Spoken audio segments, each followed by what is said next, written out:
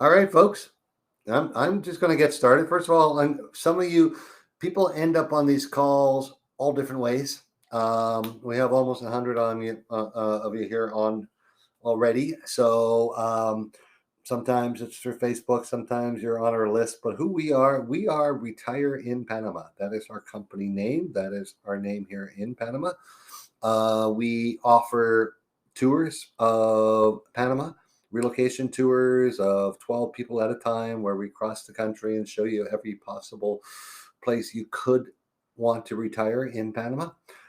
We do private tours, individuals, custom stuff. We offer expat services through our sister company, Panama Expat Service.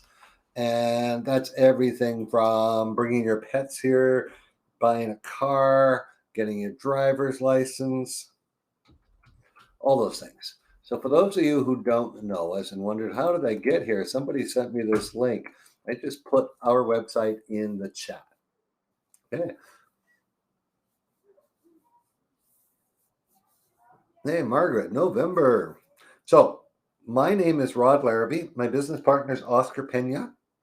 And Megan is our operations director. Oscar and Megan are in Panama City. They're right at the end of their 1 week holiday this year, when Megan got to spend time with her family, who met her down in Panama City, which was great. She's from Pennsylvania.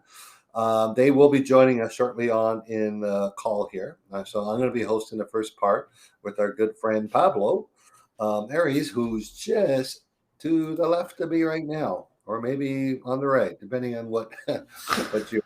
We're going I to don't talk. know. Now, I came here 11 years ago. I'll give you a brief introduction from Vancouver, Canada. I met Oscar when I was here, because Oscar was the guy who helped me get everything done as an expat. I knew no Spanish. I did not know how to get a car in my name. I didn't know how to get my immigration. And Oscar was already doing that here. Within a year, Oscar and I became business partners. And throughout the years, we've done different things, but always focused around helping expats move to Panama. We started our group tours just the year before the pandemic, and took a little break during the pandemic. But hey, we all took a break, and we go strong. Like, we do one group tour every month, maximum 12 people. We work with our people who decide to move here. We personally do the tours, and we personally work with you once you decide to move here. Now, we host these Q&As on different topics every month, just to help everyone, make some decisions. Many of you that are on here, you probably joined this because you decided to move to Panama and don't know how to get your stuff here. Well, that's what we're all going to talk about tonight. Now, we have used many different moving companies since we've started doing this. Some have been good, some haven't been good. We have a few we recommend. On the top of our list now is who we're going to be talking to tonight. What's important for you guys to know, what you don't do, if you're in the US right now, do not open up your yellow pages, if they still have those, and go to movers and pick Allied Movers, Ace Movers. Like, no, don't do that. These guys have no experience moving your product to Central America. In my opinion, through doing this all these years, you need a company that's in Central America. You need a company that every one of their employees speaks the language here. Customs is not going to deal with a U.S. moving company in English. It's just not going to happen. So you need someone that understands the process. You need someone that understands Latin America to handle this. And International Relocation Partners has been our favorite so far. They just don't screw up like many moving companies can. This is a big decision, because this could save you thousands of dollars. In some cases, I've seen it, a $10,000 saving, depending on how much stuff you're moving here. Now, that's the thing we're going to get into a bit later. What should I move? Should I come with 2 suitcases, or should I bring every single thing in my $5,000 in my 5,000 square foot home? Like, those are your decisions. We're going to help you get through them and stuff like that. But I want to introduce to you Pablo Arias. You're in San Jose right now, Costa Rica, I believe. I am in. Can you guys hear me all right? Yeah.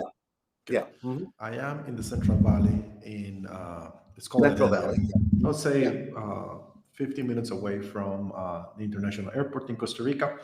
Yeah. Although I have two houses, I have an apartment in Panama City and I have a house here in San Jose. And I Yeah. spend usually 2 weeks in Panama City and another 2 weeks in Costa Now, Rica. now Pablo has been in the international moving business, moving stuff to Central America for 13 years. Currently, his current company, International Relocation Partner, he has been running for about 3, 4 years, right? That's as long as I've known So you. we, Mhm. yeah, so we, the corporation in Costa Rica it was opened a little over 3.5 years ago, almost four. Mhm. Then we opened a corporation for the company in Panama City about a year and a half, and another one in the United States to service our customers who are moving from the States. It makes it easier for the international payments, so we have banking in the US as well. Mhm. And we have another corporation for Nicaragua looking to open another one in Mexico. Yeah. One thing, guys, for those who haven't joined, please don't ask your questions yet. We're going to switch over to Q&A mode so we can post your questions on the screen when that time comes. But we're just going to talk a little bit about Pablo's company. Now, Pablo, honestly, International Relocation is not a huge company. I tend to stay away from the huge companies. They do about 250 moves into Central America, Costa Rica, Panama, Nicaragua, a few. That is their focus.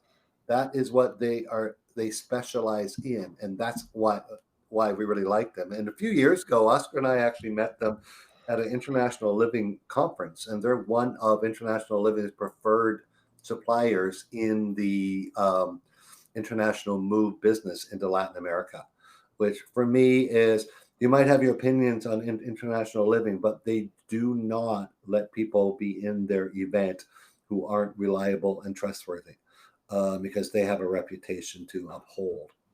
Um, Now, where we're going to get into now, what type of moves do you do, Pablo? Are we talking? Do you only do containers, or will you do smaller stuff? Or The first thing we do is we like to provide a consultation call. That's the first thing, and this is for free. We have a couple of agents that just listen to our customers and we explain things. Then, if we end up being a good match, we can also offer shipping vehicles, boats, a small cargo, which is one pallet. The very minimum that we can do is one pallet, and then from there we jump into bigger shipments. 3 or 4 pallets, or a 20-foot container, or a 40-foot container. Mhm. So it's we have a variety of dimensions, I would say, but we don't really do the very small stuff like courier services, like the Yeah. UPS, FedEx, you know, the mailing system packages. We don't do those things. So when people contact you by email or you have your consultation call, do you guys actually answer? Sorry, This is that's a what, question I get all the time, Pablo, from international movers. yeah, They do not answer emails. They do not. yeah. They don't answer the phone when you have an appointment. It's a crazy racket out there. It's See, crazy. the way we work is people come to us. Usually, 90% of our customers are going to be referred from companies like yours, real estate agents, or immigration attorneys. That's maybe international living send us customers, but over 90% are going to be referrals. And what we ask them to do is, because oftentimes we wake up with 6 to 8 calls a day already booked for customers. So what we ask the customer to do is, please book a consultation call. It'll be a similar format like this. It's a face to face. We wanna give our the face to face. That's, to me, is conveying trust.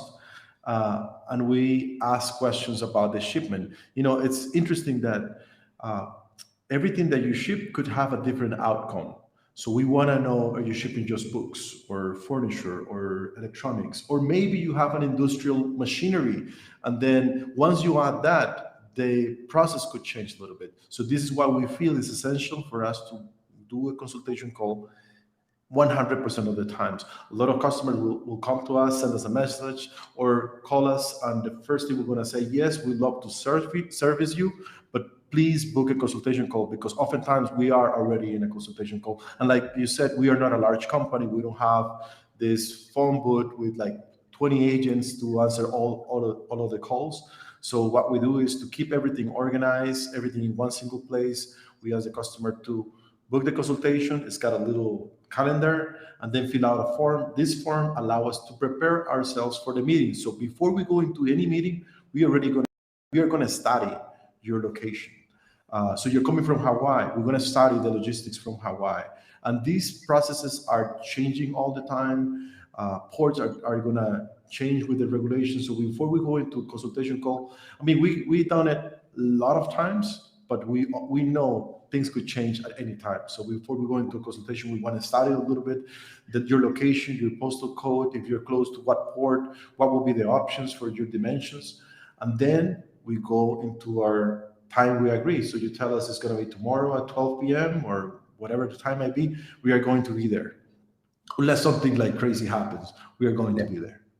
Okay. And as we continue talking to Pablo here, guys, it's now time for you to type your questions. We are in Q&A mode, and they'll go into the question mode so we can get them answered. Okay. So you had mentioned you ship household goods and vehicles. Can you ship a vehicle and the household goods in the same container?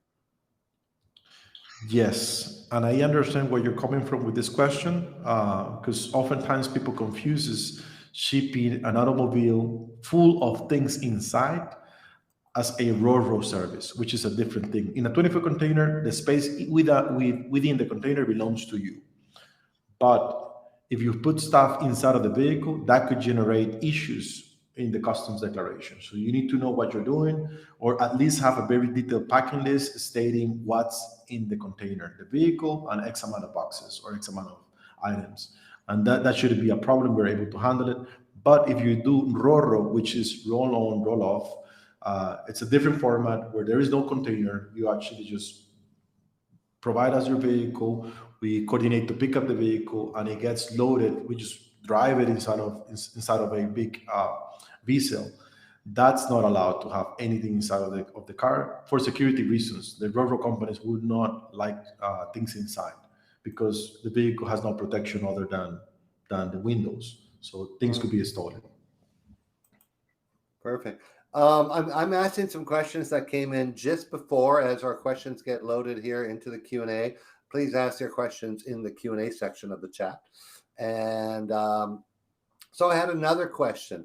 If you wanted to have a 20-foot container delivered to your house and have some time to load it, does it have to be full, or can you, like, if you're willing to pay for that whole container, can you pack it and it's only 2/3 full? All right, like, is that fine? Yeah, when you hire a 20-foot container, And I'm sorry, I'm going to interrupt. And how do you do that to make sure nothing's damaged from bouncing around the ship? yeah, that's a pretty good question. It all depends. You know, the Americans and Canadians for over a decade, I've seen this. They are used to the U-Haul service. You remember this U-Haul or this spot service where you do it yourself.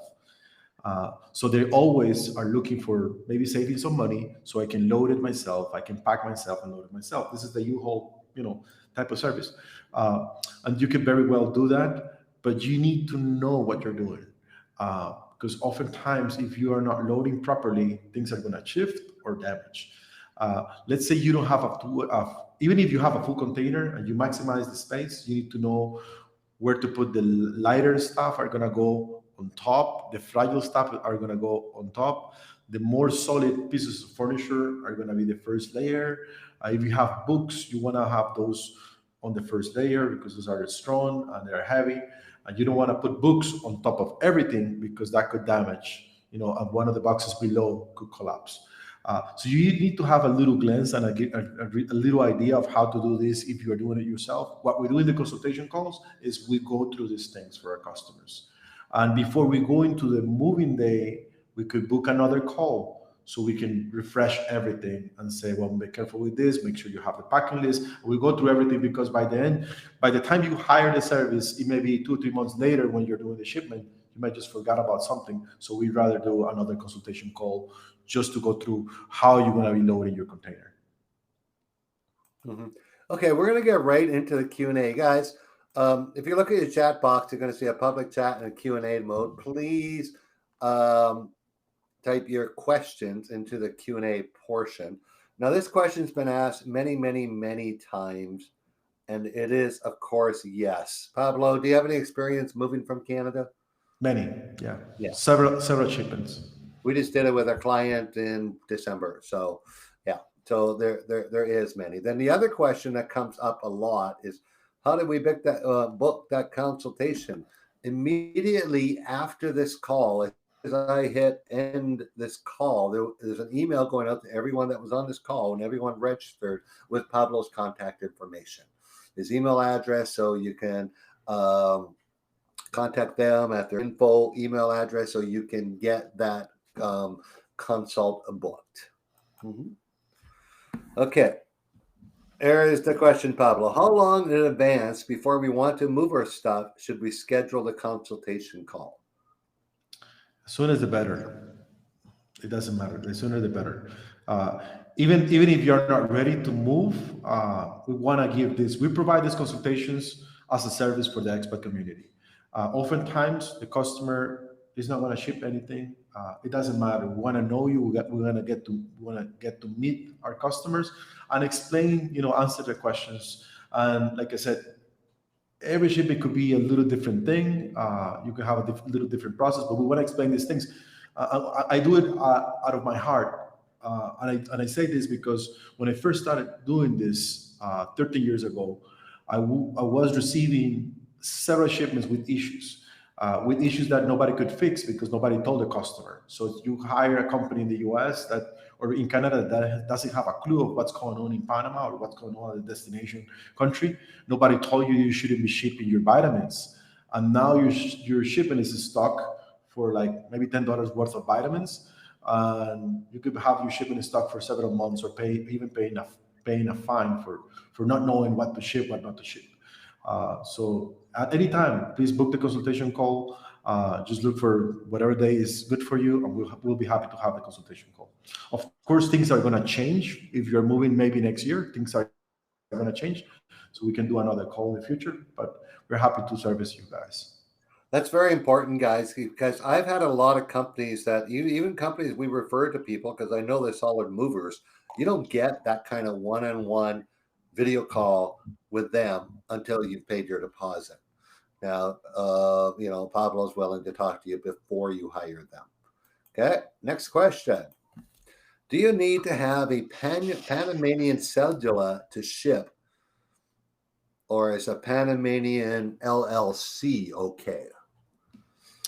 You can import under your personal name. You can import under your corporation, but if you're shipping under your corporation, your company should be registered to import.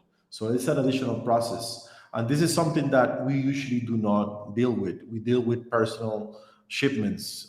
So because we do international moves, we specialize in personal household goods or your personal automobile. But you could do it with your LLC if you want to ship under your LLC. Now, if you have a cellular, you qualify for an exoneration, a benefit, a discount on your import taxes. If you do it under your L or corporation, Panamanian LLC, you are not going to be able to get any discount on your import taxes. So what if, Pablo, if you're not a Panamanian resident, let's say you only live here 5 months out of the year, but you still want to ship a container of your goods here, and you're not a resident, you are a tourist. Okay. As a tourist, you can ship your stuff. You have to pay import taxes, and the process is a little bit more complicated because, and I'm talking in the context of everything is used. Anytime that you ship anything used into Panama, the government wants to see what's the real value. They're not going to take your worth for the value. You could say my shipment is worth $1,000. And if you don't have the requirements to exonerate the shipment, they will want to send somebody, take a look, and put a value on everything in that container. So you have a container with 300 different things. The inspector is gonna, give a value to everything. It's gonna be probably weeks. So I do not recommend unless it's only like 1 or 2 boxes, and then it's not a big shipment. Uh, you can do it, but it's a bit more complicated. Uh, Mhm. and the only thing you need is to file for your immigration process. Get an immigration attorney, have the immigration attorney file your immigration process, and with that, you qualify to exonerate your import taxes and make the process easier for the shipment.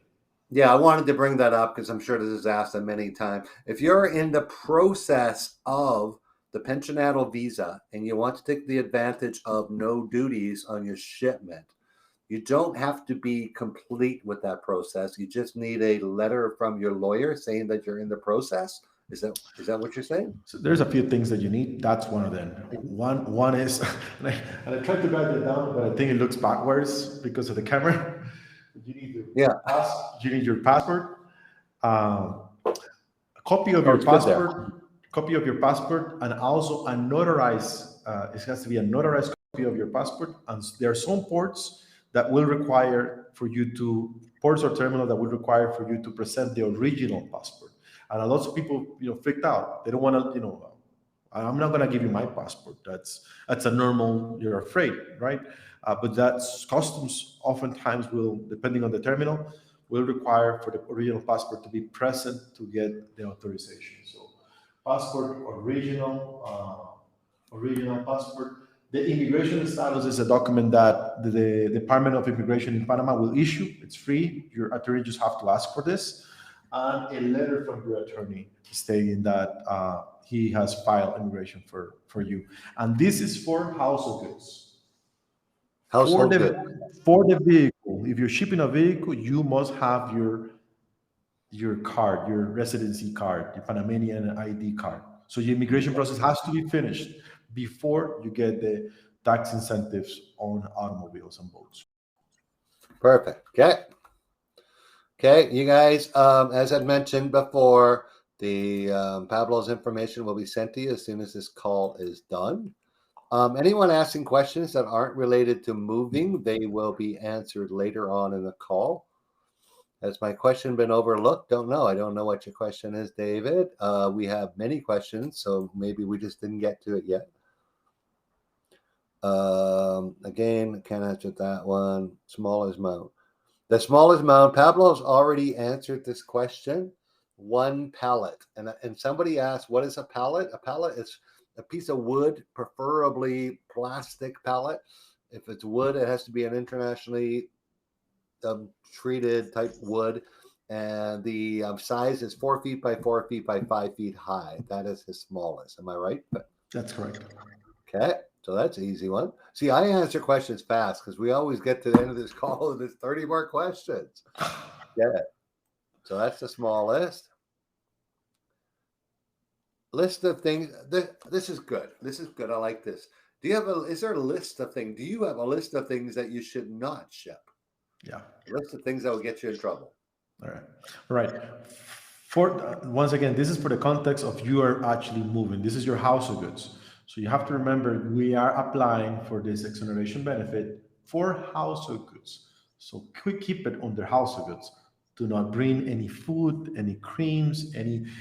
I will always summarize this as anything that you eat, you put into your body, you eat.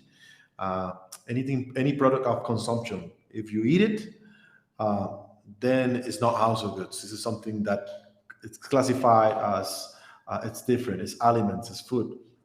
Or if it's meant for you for you to put it in your body, your creams, your perfumes, your shampoo, all of these things are not gonna cannot be filed under this exoneration process or under this way to import. And those things, even if you want to just ship your food, maybe you want to have a box of food, and I just want to do that. The process for you to legally import food into another country, not just Panama, to any country, it's very complicated. You have to get the Department of Health involved. We have to get many other entities to approve this. because it's food. It's for human consumption. So governments are very protective about those Yeah. things. No, that's totally understandable. And guys, just remember, you get your container fully full. You got 2 boxes left of stuff that goes in your mouth or touches your skin. Get a hold of us. We'll tell you how to get it here. It'll be a separate shipment. Keep it out of the container. Okay.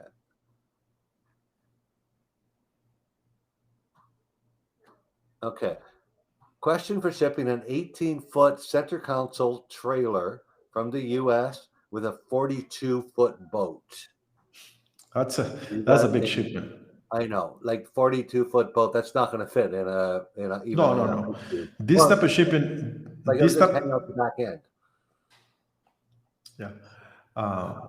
This is for David. David, this type of shipment is going to be Roros, and I have shipped very large trailers and boats via Roro. As long as this boat is sitting on the trailer and we can pull, so we can send one of our truckers to get it from your property, tow it to the port. We're able to do it now. These it's called Roro services are only available on the Caribbean Ocean. So all of these ports, and this is for United States, all of these ports from New York, uh, Savannah, South Carolina, Norfolk, Virginia, Charleston. All of these ports, we're able to get that and to source a provider for this type of service. If you are in California, we don't have access to that, so we have to move the trailer, inland all the way down to the other side of the country. That makes it very expensive. Hmm. That brings up a question for me, Pablo, and I get this a lot from people who live on the West Coast. I live in LA. Why doesn't my container just go straight down to Panama City? Straight south? No, Why does it have to go all the way to Miami? Which some if carriers are doing. yeah, let me explain. Now, if you are shipping a 20-foot container, is your exclusive container? Mm-hmm. Not Yes. a problem. It's Yeah. your container. It gets loaded into a vessel, and this vessel basically stops all the way down on the Pacific Ocean, all the way down to Balboa Port. Mm-hmm. But you're referring perhaps to a customer that only has a pallet. So if you only have a pallet, there is no consolidation services out of California or Okay. Seattle. So this pallet has to be picked up and loaded into a truck or a trucking company that freights everything down to Miami, Florida, where all the consolidation services are located. And then from Miami, Florida, it gets forwarded into Panama. So smaller shipments, basically, they're all going to come through Miami, regardless of where are you located. This is the U.S. and for Canada, this is a similar thing. There are not direct LCL services out of Canada, so it has to come into another hub. And oftentimes, depending on what are the options, I've seen some of these hubs that are in Europe. So the shipment takes 3 months to get to Panama. Mm-hmm. That's Canada. Canada it's a bit more complicated. We still do it and we do it all the time, but it's a bit more complicated. Okay, thank you for that. Next question. Do the containers get picked up from clients' homes and travel to the coast for transfer to a ship? Now the containers are normally provided by the container visa line company. So we normally deliver the container at the client's property, and that's the normal scenario. Like 90% of the cases, the customer do not own a container. So we deliver the container, and the container companies will allow a couple of hours to load the container. So everything has to be completely ready. If you want the container to be dropped at your property, your property has to be ideal for this, because the shipping companies are not just going to drop a container on a property that may not be safe or may not, may not position the container on the street where maybe it's creating traffic issues and things like that. Now, if you want the container to be dropped at your property, you have to pay a double freight, literally a double freight from your house to the port, because the containers the truck is gonna drive to your house one day, just drop it, and then Maybe a week later, when you want when the container is ready, a week later, the truck has to go again to your house and pick up the container. Mhm. So we recommend the first option to have everything ready and load the container within 2 hours. That happens all the time, and it happens. The time is fine if you have everything ready. If you are still packing and you're loading the container, that's going to be a nightmare. Yeah. So you also offer the services that the people will come into the house, pack and That's load the correct. container, right? That's So there's correct. many different options available. Some people want to load the container themselves, but doing that in 2 hours, That's hope difficult. you have a lot of help. Yeah. So You you have might, to be ready for this. yeah. Okay. What is the minimum lead time from setting a date to pick up? Paul. Hey, Paul, buddy. I'm not sure I understand that question. Do I think you? I do. Okay. Yeah, I think I do. Oftentimes we get a customer, they book a consultation call with us, and they say, "Okay, can you load next week? Okay, I'm ready. I need to leave my house in 2 3 days?" And then it's not a, it's, we have you have to remember this is a big project. We're coordinating many different moving parts. The trucking company, we have to make sure the port has a space available, and also the vessel has a space available for that container. So we ask our customers for a minimum of 30 days. Maybe one day we have a customer that is a little bit in a rush. We try to help, but we cannot promise to have the container on the moving date if we don't have that 30-day window. Yeah. Perfect. Thank you. This question, guys, at the end of the call, I know some people didn't hear me. At the end of the call, you will get an email with International Relocation Partner Pablo's contact information of how to set up that call. Next, did Pablo say you can know on any shipment that international relocations, whether it's a pallet or a container, anything that goes in your body or touches your skin does not go? We'll talk after where Pablo's finished of other options of shipping small stuff, a box or two at a time to Panama. We talked a lot about import taxes. Can you give us some examples of what people can expect to pay on import values and what we can expect somebody to Panama to assess their used goods at? For that example, these are people who aren't getting exemption. So what would someone expect to pay on a container of All right. goods? Well, Panama, to me, Panama is not a big in taxes. Like I'm used to Costa Rica. Everything is Yeah, three you guys times did a more lot. expensive.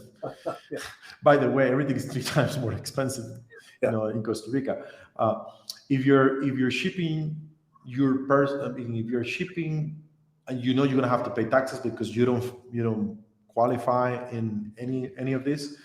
Uh, Taxes are going to change depending on the item. So one item could be 10%, 9%. Some items could be 18%, 25%. It's always a little bit different. So this is a tricky question for me to answer because everything is different. Some people would say it average out 25% when if you put an entire shipment full of house goods, but it's not true because I mean it's really hard to say because maybe you have a book lover, somebody who loves to read, and 70% of this container are going to be books. So the percentage is going to be different than that person that loves video games and everything is video games in this shipment. Uh, for that, if you want a specific answer and if you have a very detailed packing list, we can go and do the research and give you each whatever item how much import taxes that item pays. And that's it takes us some time to do the research on each specific item. Mhm. Okay. I don't even know if you can touch this, Pablo, but I'm bringing it up on a screen because a lot of people are asking, what's it going to cost? Well, Coronado, I hate to be the bad guy, but Coronado, it adds some expense to it Well, because yeah, it's Colorado for far sure. away. It's Yeah. far away from an ocean port. Mhm. And I can tell, the average shipment that we do, it's about $10,000, $8 to $10,000. So we are not the cheapest company. If you manage to do everything yourself and go directly to a visa line, that oftentimes they don't offer that uh, to the direct consumer. Cost wise could be probably $7,000. Our average ticket is about $10,000, depending on where you are, how many things you have. If you want full packing services, maybe you have art, so you need crating. If you want us to take care of the crating, maybe you have a piano, and we need to take care of the piano. There is specialized handling fees for pianos or safe walks. All of those things are going to add, and this is why it's important to sit down and make a custom tailored plan for each customer, because it's all over the place. I have shipments as low as $3,000 and all the way up to 25, 26K. Yeah. So, and the other half of the question here, you obviously get the container right to the person's house, right? Here in Panama. Here in Panama, yes. Yeah, Panama allow us to clear customs at port and move the same container all the way down to the property of the customer. Now, if you live in Volcancito, there's some places near Boquete that the access is terrible. For a semi truck, it's impossible. Or you live in Altos de Maria or the Valle de Anton, those places are not really designed to have semi trucks there. So there is a challenge, not because we don't want to do that, or because it's because the semi truck is not going to get to your door. So we try to assess this beforehand, so we make it easier. If we know that we don't have enough access, we're going to try to move everything that is in the container into a smaller truck, or maybe two truck units that can go to your property. Perfect. That is the last question we're going to answer, guys, on the cost of like what it's going to cost, because there's no way like people, Pablo can It's hard. estimate what it's going to cost to move something. You need to use the contact information we're providing you at the end of this call, and just send them an email, set up your call, or even if you don't need a call, send them an email, tell them what you got, and yeah. Okay, we got a question with the pallet thing again. Where do you get the pallet? Good question. From your local Price Mart or Costco. Drive around at night and behind, and you pick it up. But there is a problem with wood pallets coming to Panama. They have to be treated, right, Pablo? That's correct. Anytime that you ship internationally, the wood has to be treated, and it's got to have a stamp. This stamp is an international law. Now you can buy, I've seen in office depots in the States, you can buy the big plastic 4x4 pallets. They're about $100, but it's probably worth it. And you could probably sell it once you get to Panama, because someone always needs something like that. So pallets are just, stores sell them, or stores throw them away. Okay. Understand an estimate for shipping a pallet or box we need. You can get those prices from an 18-foot boat. We can't really answer what does it cost to ship an 18-foot boat from the East Coast. We need a little more information like that. You're going to have to get a hold of Pablo and get an actual quote for it.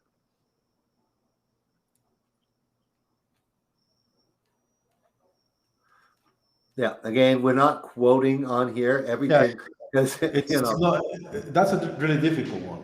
It's a really difficult one, and a boat from the East Coast. That's the type of project that we probably do once every 2 or 3 years.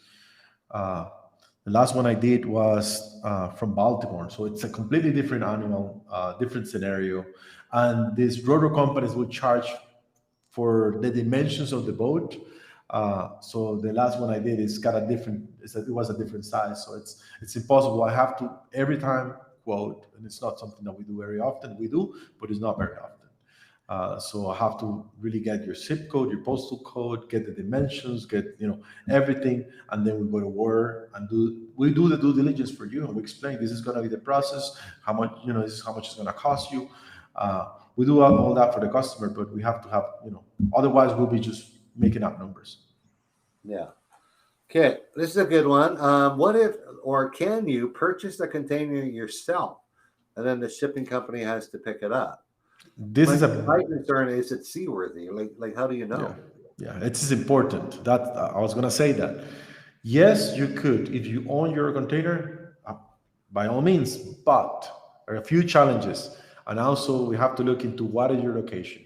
But the first challenge is you have to make sure that the container that you're purchase is seaworthy. And for that, whoever sells you this whoever sells you this container has to provide you with a certificate. So there are companies that audit containers, they make inspections, and they will give you the certificate. But you want to have the seller give this to you. Otherwise, it could cost you $400 to $500 to have somebody come into your property to inspect the container. Uh, that's the first challenge. And the other challenge is depending on where the container is sitting. If it's sitting on the ground floor, a lot of the semi trucks and chassis are not equipped to lift the container from the ground floor to the chassis, which is a challenge. That means that you're going to have to provide. If that's the case, some places there are chassis and semi trucks that are equipped to lift the container. But what if not? So you have to be ready to provide, the crane or the forklift to lift the container and place it on the chassis. So we will study case by case, depending on the zip code, what are the trucking options available, and we can tell that. But yes, you could, but you have to be careful. And now something else. If you do this, the container is not going to be part of the household goods. So the container is not going to be exonerated in Panama. You're going to have to pay import taxes for the container when it lands into Panama. And that could be $1,500 on taxes just for the container alone. So people think, I'm going to save something because I'm buying a container here. Maybe I need it in Panama, but maybe they're not saving anything because the container, when it gets here, have to pay import taxes. And that's going to be the case. And adding an additional layer of complexity. Because when you are filing for the exoneration process, you don't pay import taxes, and then we deliver the container to the customer. But in this case, we'll have to move the container into a customs terminal in Panama City, file for the taxes of the house. File for the taxes of the container, pay that, and then the household goods. So it's kind of like two different filing two times. I'm paying taxes for one and getting the exoneration for the other one.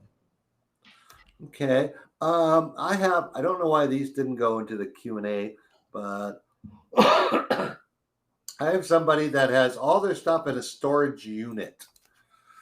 Now they want to be able, when it's in the US in a big storage unit, and they want to be able to transfer it in the container. How would that look? Like, are the storage unit companies friendly to your container moving companies to come drop it off and load it? Or see, I've done quite a few of those cases. Normally a self-storage unit, what they do is they give you, this is the unit, and you put your own lock, right? That's how they work. Yeah. So the customer has to coordinate with family member or with somebody to open the lock. Now we are able to coordinate to pick up what's inside of the self-storage unit and do the loading for the customer. If things are already packed, we can do that, but somebody has to open the door for us.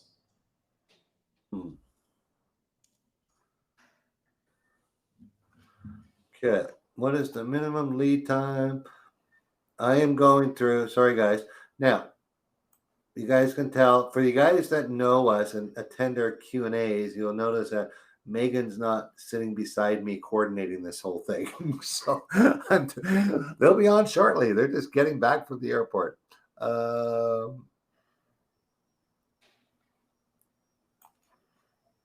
There's a question, whether you know this or not, Pablo.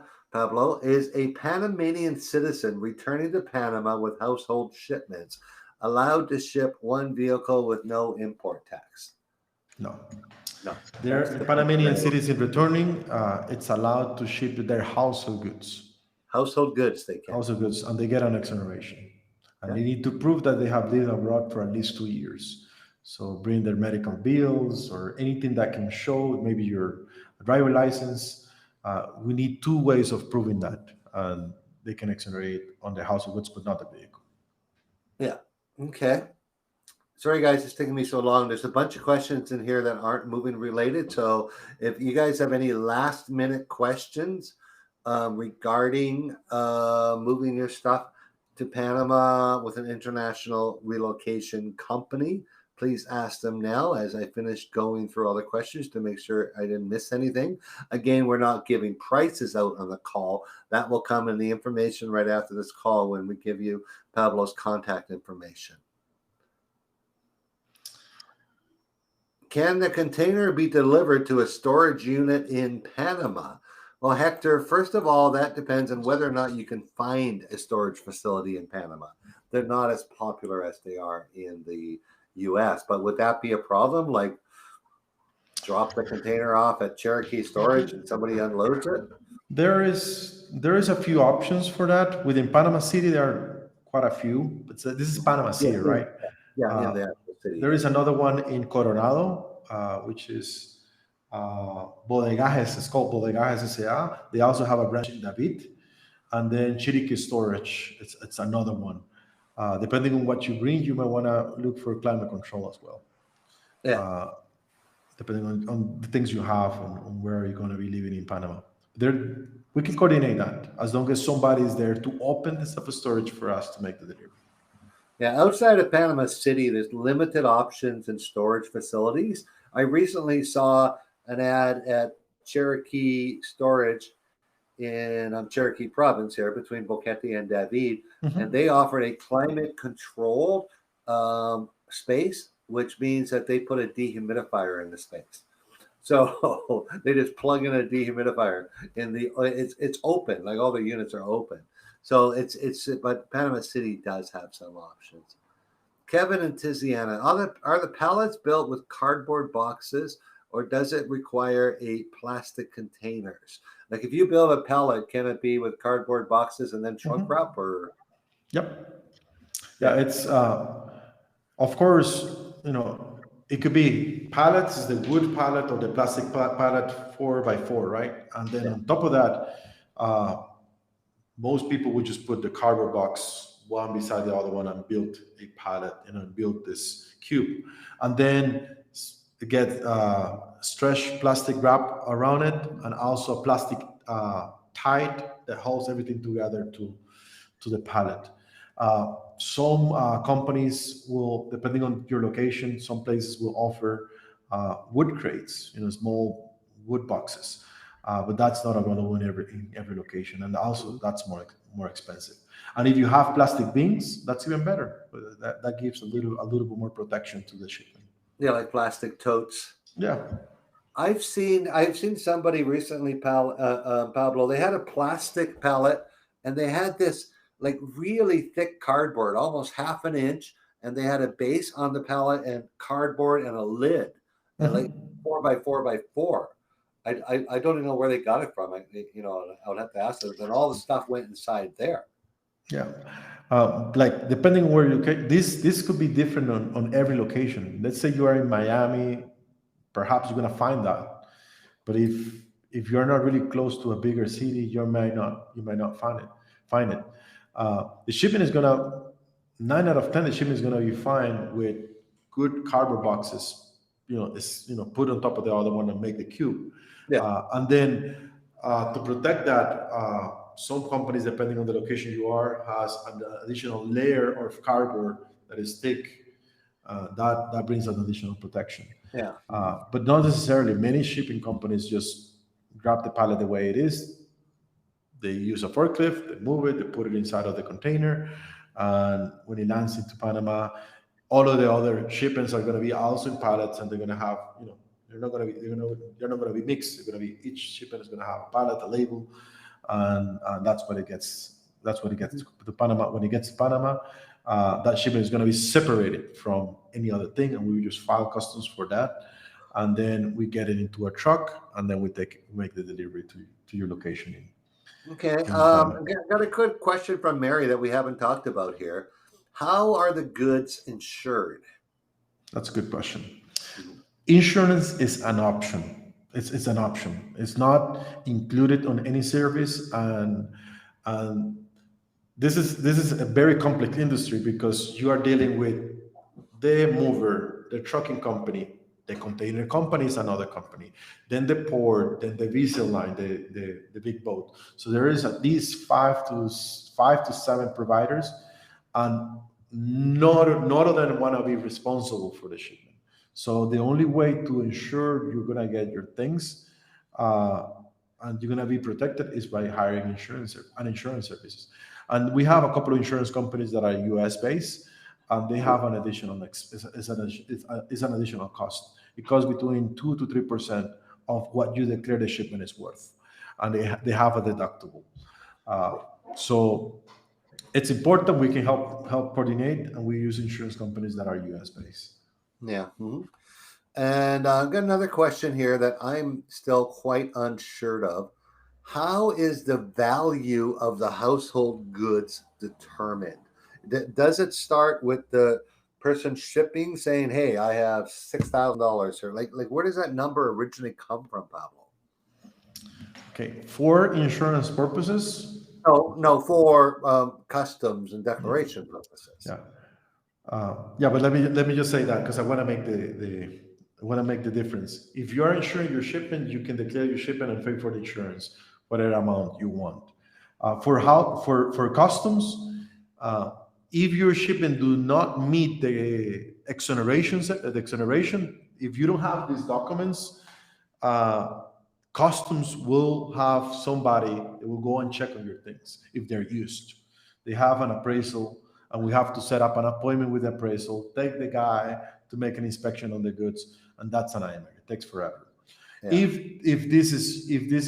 you meet this criteria, you don't have to worry about it. We take care of You it. don't worry about it. Yeah. So yeah. So if you don't, well, like customs, will they see the insurance documents? They would not. The insurance is a U.S. insurance. They don't have to see the insurance. Yeah, because I want my insurance valued here and my customs valued there. Not necessarily, because I mean, over a decade, I haven't have maybe only one shipment that do not meet this. Like almost everybody that moves to Panama is They're actually moving because here. Yeah. they're moving, and I specialize on that. Now, if you're doing cargo, commercial cargo, because you have other Or reasons, maybe vehicles, or yeah. you wanna do a business in Panama, you wanna bring, I don't know, electronics or whatever. I'm happy to share a contact that does that, but we don't Yeah. do that. For sure. Okay. Hey, there's a good question from Aaron. How about from Europe? Do you handle shipments from Europe? Yeah. I know you do, but Yeah. This is, and the way we work is like, how a small company in Panama or Costa Rica is able to handle something in Spain is actually a network of professional international moving companies that have, offices in every country. So it's not going to be International Relocation Partner, the company that is going to pick up your shipment in Spain or UK, but we're going to have a partner at the origin side that handles that part. And then they pick up the shipment, they load the container, they forward that shipment into Panama City, and then we do customs and we make the final delivery. But this is a network of companies, about 300 and something companies worldwide that they specialize on this niche of customers. Okay, guys, I'm getting near the end of questions. So if I somehow missed, as you guys have been here, there's been over 100. If I've missed your questions, please retype it in the chat. Anything but how much will it cost me to get this? That you're going to have to get directly from Pablo. So next question is, and I do get asked this a lot. People seem to think there's a stigma around wood furniture. Is there? Yeah, let me share. Panama requires it's not a problem. You can ship your wood. We just have to file a permit. It costs $50. Yeah. Which is an additional piece of paper that we have to file. It's called from MISA, the Department of Agriculture. This department that want to check you're not bringing bugs that is going to probably affect the boquete coffee, coffee fields. Yeah. And that's what they do, MISA. So we file this about $50. That's $55 or something like that. Okay, so that's easy. That's just a money grab then.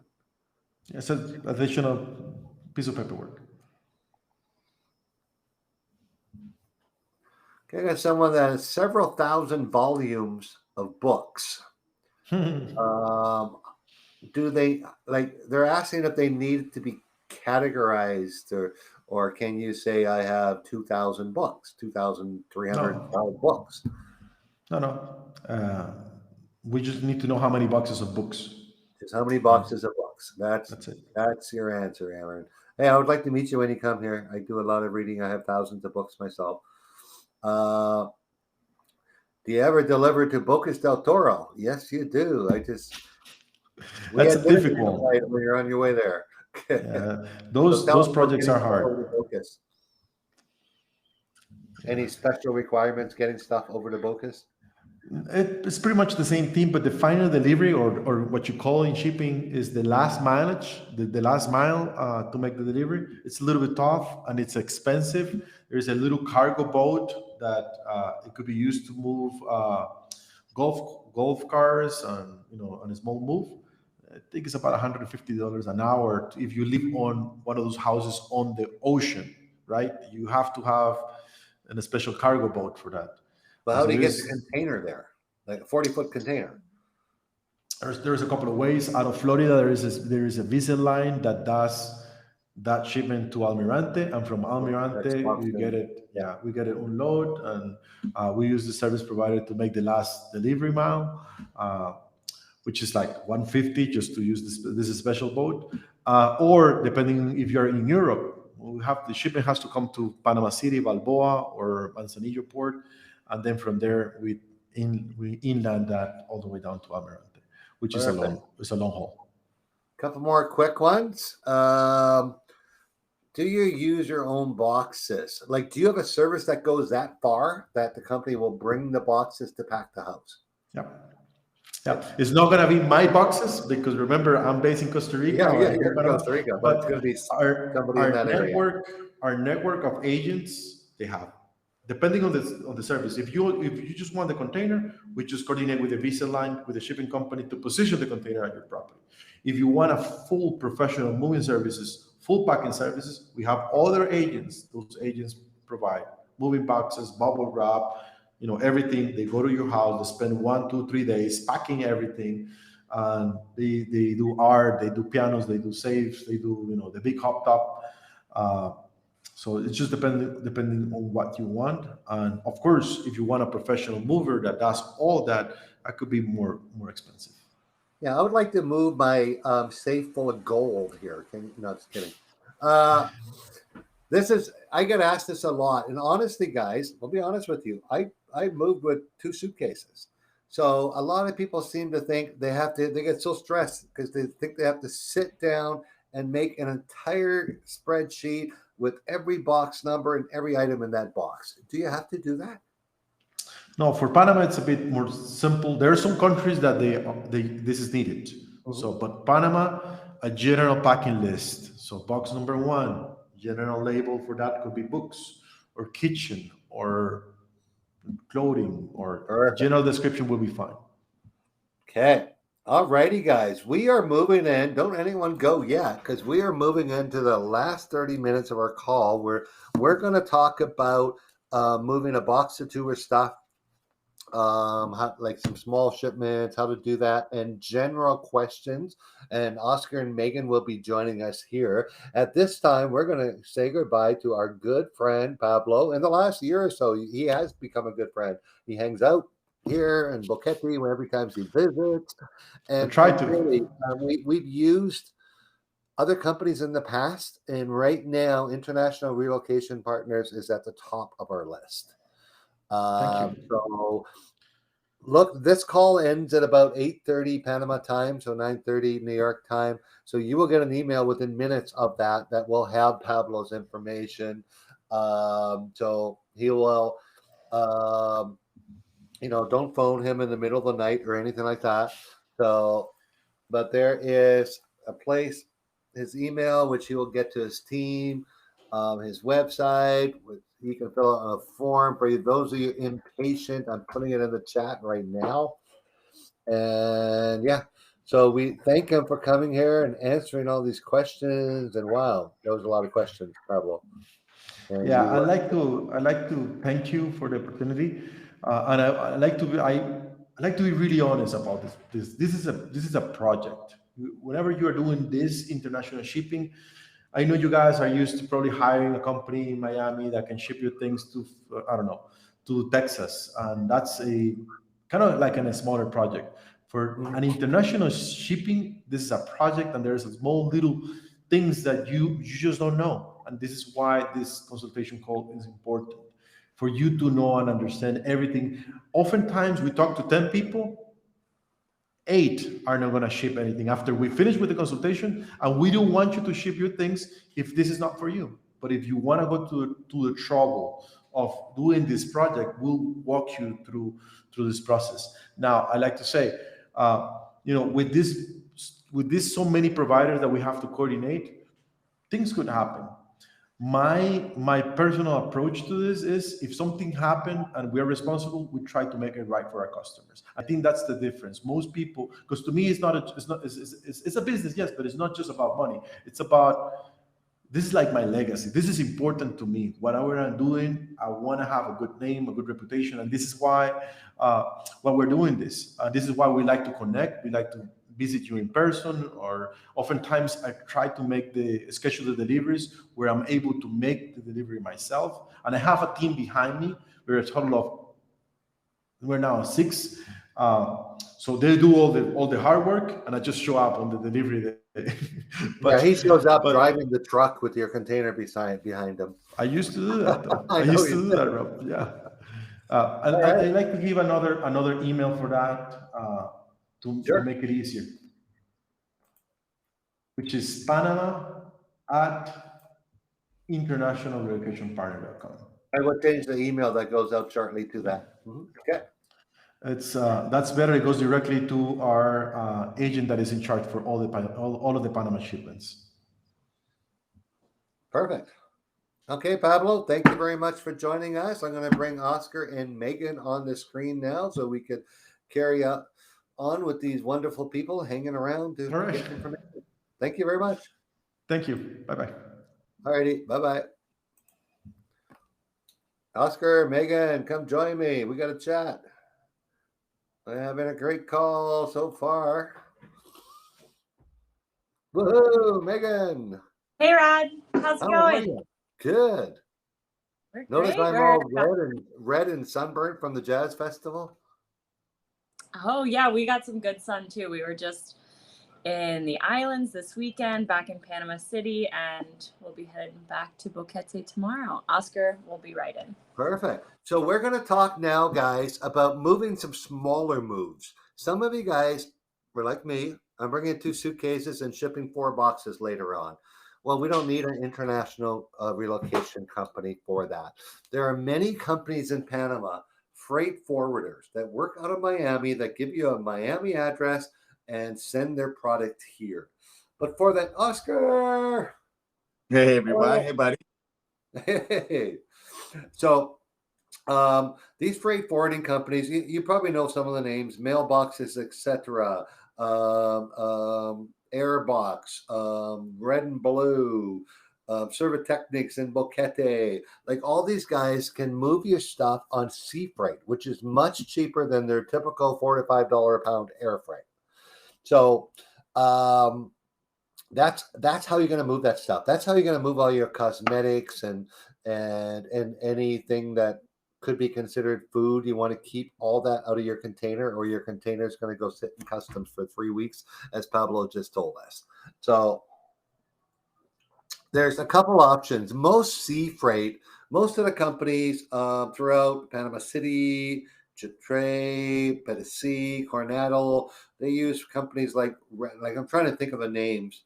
For you guys who live here, type in, pop some of those names in the chat for me. Red and Blue, Airbox. They have sea freight that runs around $2 to $2.50 a pound. That's good, because typically a box, a big box, 4-cube box, is going to weigh around 40 pounds. So it's going to cost you $80, $100 to get that here. There is some other options, though. Mailboxes throughout the country has a really good selection, and I don't know why I can't see that. Here it is. Found it. They have a good option right now for their sea freight. Can I expand that? Yes, I can.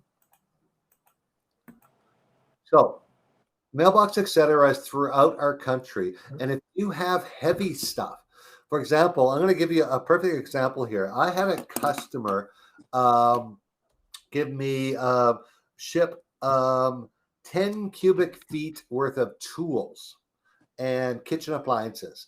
Now, that would be 3 large boxes, like big boxes, folks, 4 cubic foot boxes, and heavy boxes, and they ship them through Mailbox, etc.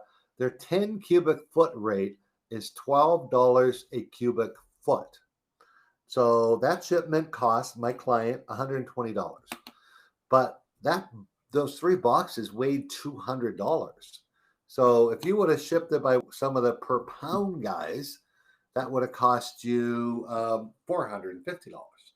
So if you have something heavy like a generator, again, tools, stuff like that, I recommend going to your mailbox nearest you, getting a quote. This is the stuff here. I'm attaching this brochure in our email because this is fairly new freight system for them. It goes up to their lowest price is $7 a cubic foot, which is really good rate, guys, because a cubic foot is considered an average 10 pounds of freight. So that's 70 cents a pound. So that's a really good rate. So you could ship some heavy furniture.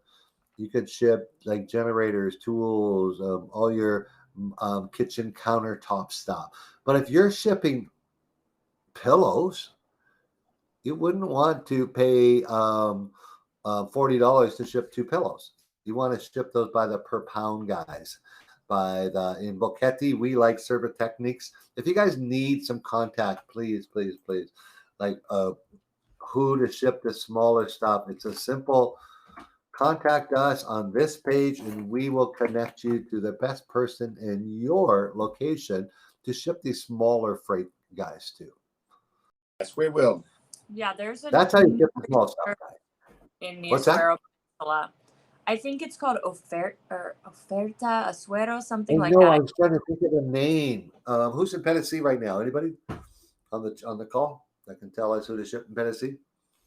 Yeah, it We used will to be find, cheap. like we have many people living in Tennessee, and that's where we get our information from. Is from people already doing it. We'll get the rates, but typically, every time we've helped somebody move a container, they have 4 or 5 boxes of stuff that's not going to go in a container because it could.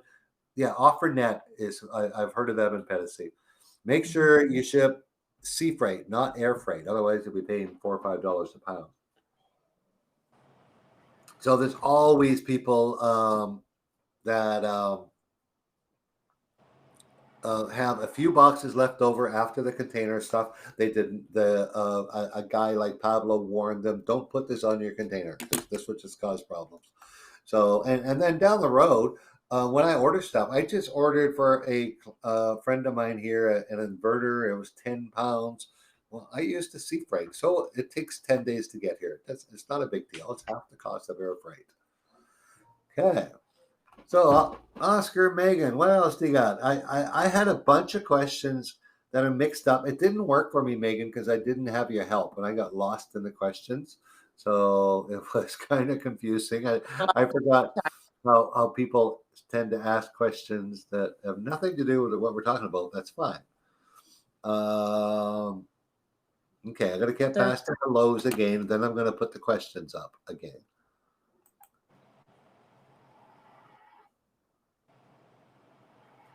Yeah, we're just on a cell phone, so we can only see the chat. Yeah, I understand. Yeah. I'm just getting past, because I changed my screen, my chat moved back to where it was. I'm just getting past all the hellos, which there are a lot. We'd have a huge crowd here tonight. Okay, questions. And this won't let me make it a question, so I'm going to ask the question. How is Panama for biracial couples? Do you guys know any biracial couples in Panama? The what? Biracial couples. Like a Latino and a gringa, like, something like that. Or an African American and a Caucasian. That's a biracial. Yeah, I love Panama because of the diversity of our communities, especially the expat communities. Like Boquete, you could meet someone from anywhere in the world, really, of all ages, colors, backgrounds. So it's very, very friendly. It has been more diversified in the last 9 years, I would say so. Mm-hmm. There used to be more specific demographics when I just got there back in 2009, but nowadays we have families, seniors, young entrepreneurs, nomad expats. We have, people they're coming with families or just to invest in the town or the country, and not just in Boquete, also in different areas like Pedací, Coronado, Panama City, Volcan. We actually have really good folks that have moved to Volcan, and they have got into the hospitality or restaurant industry, and they're doing beautifully, which are really good people that we know, the Wandering Slot, and they didn't come with us. I just met them years back, and they got there. They knew what they were doing, and they're rocking it. They're really very cool couple from Philadelphia, and they have a very successful business, and they're expanding now. I'm looking forward for the new location. I would say that a majority of our couple friends come from one of them comes from a different country or different continent than the other person. Met in Panama or elsewhere. So it's very common. Yeah. Right on. Oh, you guys mentioned families. I'm giving a teaser out here, folks, just to see how many people. Of course, my calendar. I keep things closed on my computer because of resources. So coming up in April, on April 24th, mark your calendars for the first only Raising a Family in Panama Q&A, hosted by the one and only Oscar and Megan. They've done everything. They've had, Oscar has been through it with his child and private schools and events, and Megan recently had a baby. So we're putting on a Q&A just about that, raising your family in Panama. So I got way off topic there, but I wanted to mention that because we're talking about families there. Okay, next question. I can answer that. How much money must you invest to become a permanent resident? If you are receiving a pension, that number is about $2,500, $2,500. If you're not receiving a pension and you don't have a job offer in Panama, that number goes to about $200,000 for a Friendly Nations visa. Those are, 95% of the immigrations happening in Panama are either the pensionado visa or the Friendly Nations visa. Pensionado visa, if you're receiving a pension of $1,000 a month, boom, a few fees like $2,500, and you're done, and you have permanent residency. Pensionado visa, $200,000 investment in real estate or a deposit into a bank certified deposit for 3 years. You're a permanent resident within 2 years. Or if you get a job offer from a Panamanian company, there's no money investment, just your legal fees. Any questions you guys want to ask? Now is the time. We are open for questions. Okay, I'm scrolling one at a time. They're all mixed in. I got to figure out how to separate questions. How easy is it to buy what you need in Panama instead of shipping all your belongings, sir? Quite easy, especially in Panama City. There are a lot of options. Yeah. And also you can import it. And right now it's easier and also expensive to import any items, tools, or furniture or just utensils, like kitchen utensils. Let's put it that way. It's a lot of stuff you can order right now, and there is a lot of stores in the Panama City that you can pre-order. Yeah, I mean, most rentals and even for sale homes, a lot of them come with furniture and fully furnished. So you'll have the majority of things. And then if there's any small things that you're missing, there's always Amazon and mailboxes or services like mailboxes, etc. Precisely. Now, most people, honestly, like many people that move here, won't know how much stuff they're really bringing until they, like many people are getting storage solutions back home, or they're having some estate sales and selling some of their stuff. But many people have some prized possessions, some very nice high-end stuff, maybe artwork, stuff like that obviously they're going to bring. But if you end up renting here, 90% of the places have furniture. If you end up buying, some of the places might. So if you buy, like we recently had a customer that had everything in storage that bought a house here, and it ended up being furnished, and they really had to drill down of what they were going to bring and what they're. So in other words, don't rush. You don't want to have a garage sale once you get here because you have too much stuff. Yeah. Plan accordingly. Don't think of shipping your belongings here and storing them for 6 months until you buy a place. What happens if that place comes with furniture and you like the furniture? You could have 2 of everything. Yeah, to avoid that, do like we always suggest. If you don't know the area, come check out Panama. If you don't know what to check out, join a tour, join us. That's you will get the best experience of the main areas of the country. Then when you let's say you narrow down some locations, you see what are the architecture, what is the house you can rent, buy, etc. Then after that, after you all of that, you can decide, okay, I need my furniture, I need this. Or you say, no, I'm gonna sell everything and I know I can get everything in Panama. So that's the best order to do it.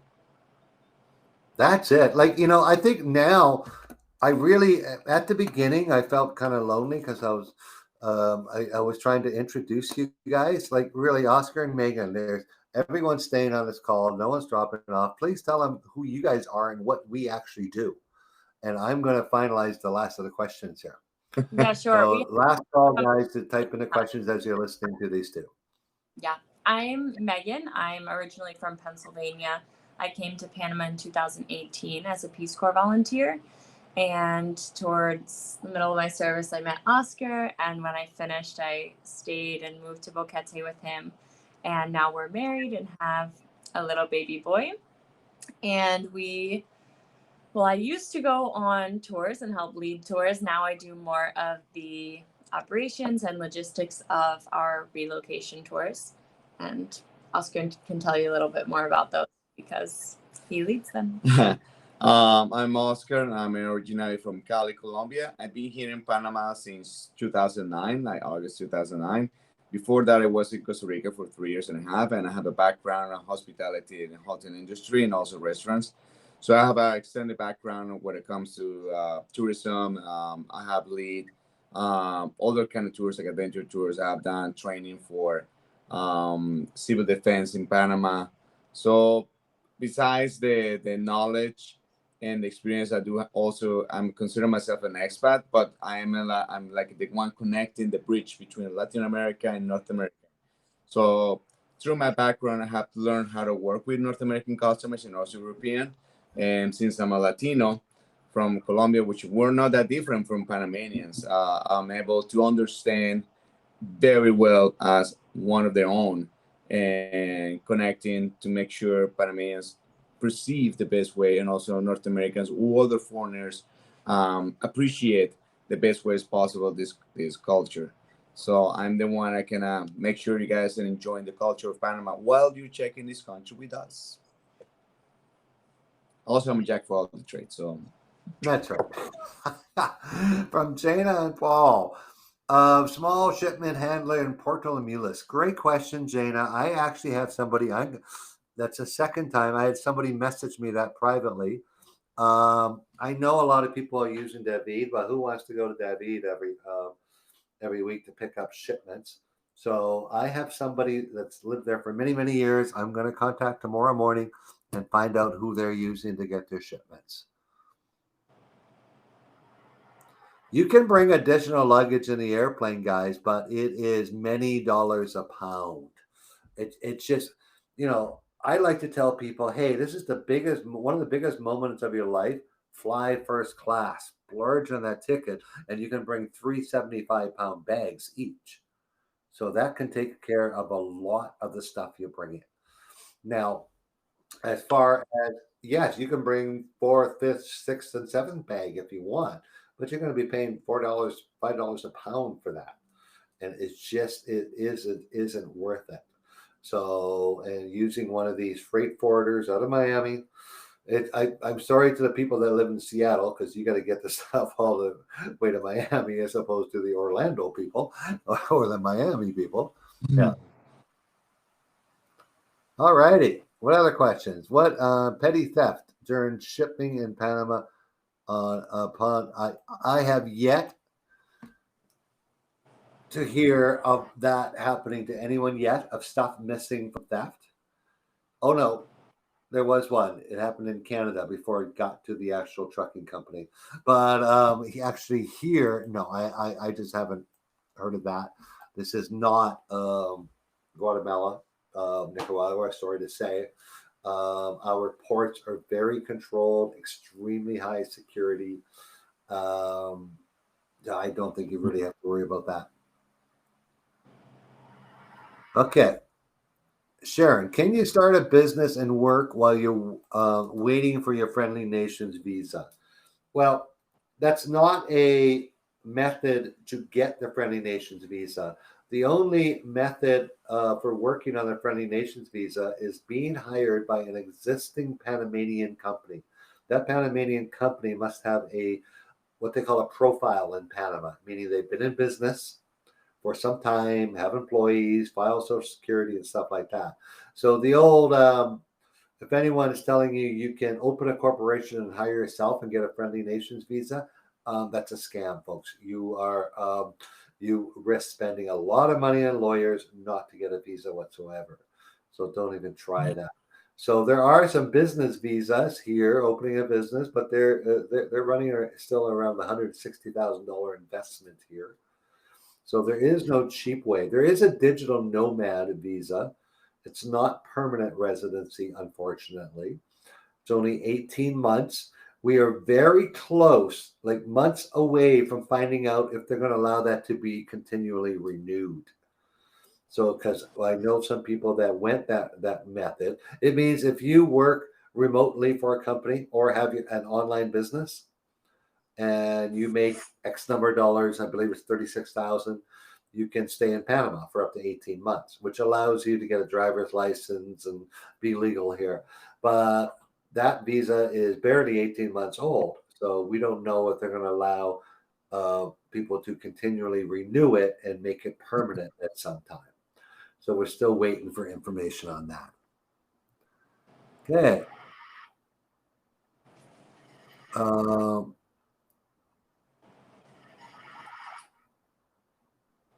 There's a problem in South America. Yeah, I've heard some stuff. Yeah. What about shipping wine? Darn good question. I should know that, shouldn't I, guys? My understanding is you can ship wine. It's just there's gonna be a tax to it, to importation. Yeah, And it's tax because Panama doesn't make wine, but I know yeah, there's a tax. I just can't remember what it is. Or through the liquor stores. through a liquor store, the easiest way is like you make a deal with a liquor store like a Felipe Mota in Panama, and then you can just tell them what you want, and then they will give you like a wholesale price. That'll be the easiest. Yeah. Unless it's something specific, you have the contact, and then you use like your good friend Elisa from Servitechnics and or mailboxes, and just make sure how the procedure, but there is a tax to it. It has to be in pallets. It has to be in like a cages. Like it has to be very well packaged. Youre, I heard Americans cannot get a job in Panama. Well, there are tens of thousands of U.S. citizens working in Panama. There are scores of U.S. companies with offices in Panama City that require U.S. English-speaking employees. You really need to check. Just Google U.S. Panamas with headquarters in U.S. companies with headquarters in Panama. You'll find all these companies. Go to their LinkedIn sites and look for job opportunities. I know people working at Dell and HP and many of these companies. Like, there's not a ton of jobs available. The pay will be a lot less than what a similar job would be in the U.S., but they would get you going through the Friendly Nations visa in getting a permanent visa here. A lot of people, maybe a year or two ago, you were looking at Panama and you heard about the professional visa. No one uses that anymore because the Friendly Nations visa for employees gets you a permanent residence within 2 years, which is a pretty good thing, as professional visas were always temporary residences.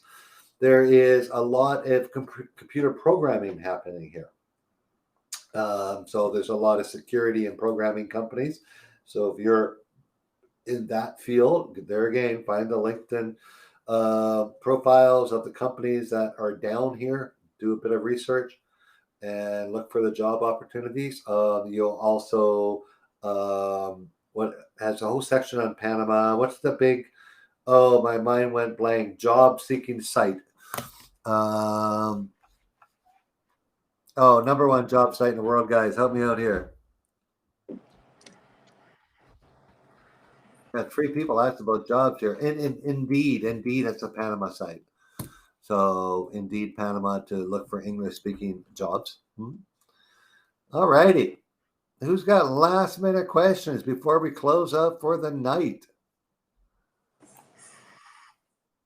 Let's read. Thank you, Mindy. Highly recommended tour with Oscar. It's the best experience for us and so helpful with our decision to move to Boquete. Come with us, guys. We have 1 spot opening in May and 1 in June.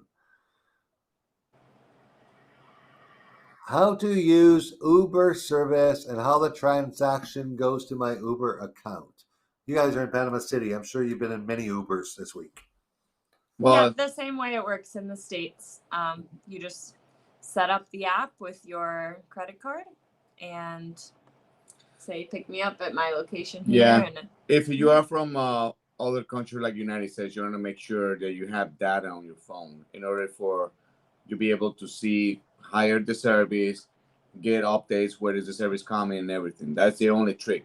Other than that, it's just everything is through your phone with your credit card process, whatever method of payment you have arranged previously. Mm-hmm. Perfect. And Oscar, this one's for you. Is there a big wine store in Panama City or in Panama? Yeah. Who do we have here? Well, there's a wine store. I would highly suggest you to go to a store. It's called Felipe Mota. Felipe Mota. Yeah. That's similar to Total Wine, Robert. Yes. Yeah. So it's there is many stores, but that one you have like a majority of a variety from South America, North America, and Europe for wines. Mindy says, indeed. Yes, Mindy, thank you. I don't know where my brain fart came from. What is the best city for expats? Best city for expats, well, all depends is how active, how chill, how adventurous, what is your lifestyle. You know, that is not the perfect place for anybody. It's the perfect place for what are you looking for. Mm-hmm. Because Panama City does not mean the same thing for me or for some other people. Pedasí is way different vibe. Coronado, Las Lajas, Boquete, Bocas. So it depends of what you're looking for. Yeah. There is no way anybody's going to tell you what it is the best because everybody's so different. So do not take personally. We're saying, oh, no, go to Bocas. Oh, no, somebody's saying, oh, Panama City. You need to come down here. You need to experience what are those. And according to your lifestyle, according to what is your group of friends, what you like to do, you're a party person, you're more intellectual, you like more chill, outdoors, then you'll find out what is the best place for you. Yeah. Come join us. Do a tour with us. We'll teach you. And as far as cities, there really is, like for you real city people, there's only one city in Panama. And when I say city, I mean a population of more than 1 million people. And that's Panama City. Yeah, I don't even call it city. I call that country living. It's small. I grew up in a city the size of David. Well, no, when I went to Toronto and Vancouver, that was a city. Yeah, the only city that can actually remain as a city as a metropolitan city will be the capital, Panama City. The rest, we have a saying here in Panama is there is Panama City and there is Panama. That's it. So the rest of the country is way different than what it is Panama City. It's a whole different spectrum. So that's why you got to check it out. You got to do your homework and come join us. Really. It's the best way. It's the best way to do it. Guys, it is 8:30. Our system is going to cut us off. Says you people in the East Coast, it's 9:30. It's ready to go to bed. Thank you for joining us. I hope this was helpful for everyone. Again, any questions, obviously with moving, please contact Pablo because that's not our business. But anything about moving to Panama, this is us. I just put our contact information in the chat. We answer all questions. We'd love you to join us. We have fun tours. Again, we do 12 people at a time, never any more. So you'll get the 3 of us on all of the tours. So thank you for joining, Oscar. Yeah, thank you for joining. Thank you, Roddy. Thank you, everybody, for your kind time tonight. If you're looking for quality over quantity, this is the company you're looking for. We care about our customers. We care about our job. We're very passionate, and we know how to do it proper, right, on touch. Right So, on. You guys coming home tomorrow, finally? You've been gone a week. Wednesday. We'll be back home. Wednesday, I thought you were home tomorrow. I told Kira you're home tomorrow. What? Hey, the queen needs to do is to get some stuff for the house. So we have to get them to her in Panama City. If you need anything, Okay. Well, Kira's going to be upset. Hey, okay, then need somebody from the city. Let us know, please. Yeah. Yeah. Exactly. Yeah. Anyone in town, anyone you need Oscar and Megan to pick you something up, send them a message now. Okay. All right, folks. Good night, everyone. Good Have night, a super night. We'll talk to you all later. So much for the kind attention to us. All right. Bye-bye.